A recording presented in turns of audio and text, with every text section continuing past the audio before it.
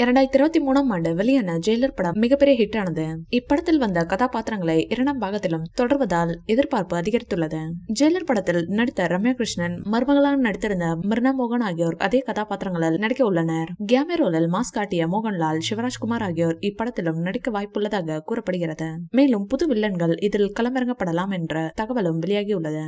சமீபத்தில் ஜெயிலர் 2 படத்தின் படப்பிடிப்பு பழைய உட்லண்ட் ஹோட்டலில் நடக்க இருப்பதாக செய்திகள் வெளியானது.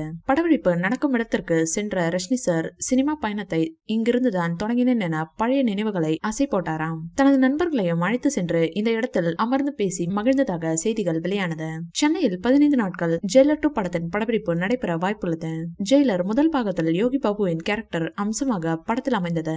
அதே போல ஜெயிலர் 2 பாகத்தில் யோகி பாபுவை தூக்கிவிட்டு வடிவேலுவை போட்டுள்ளாராம் நெல்சன். ரஜினி சார் தான் வடிவேலுவை போட சொன்னாராம். வடிவேலு சாரின் காட்சிகள் படம் முழுக்க வரும் காட்சியாம். ரஜினி சார் மற்றும் வடிவேலுவை திரும்ப திரையில் பார்க்க ரசிகர்கள் ஆவலோடு காத்திருக்கின்றனர். வடிவேலு சார் இன்று வீடியோ மூலம் ரஜினி சாருக்கு நன்றி தெரிவித்துள்ளார். அதாவது, இந்த வாய்ப்பை வழங்கிய தலைவர் ரஜினி, உங்களை நான் வாழ்நாளில் மறக்க மாட்டேன் என சொல்லியிருக்கிறார். ஜெயிலர் வெளியாகி 1.5 ஆண்டுகளை கடந்துவிட்ட நிலையில் ஜெயிலர் 2 படம் குறித்த அப்டேட் வெளியானதும் சினிமா ரசிகர்கள் குதூகலம் அடைந்தனர். இதனிடையே சன் பிக்சர்ஸ் நிறுவனம் தற்போது வெளியிட்டிருக்கும் போஸ்டரில் வேட்டை ஆரம்பம் என குறிப்பிட்டுள்ளது.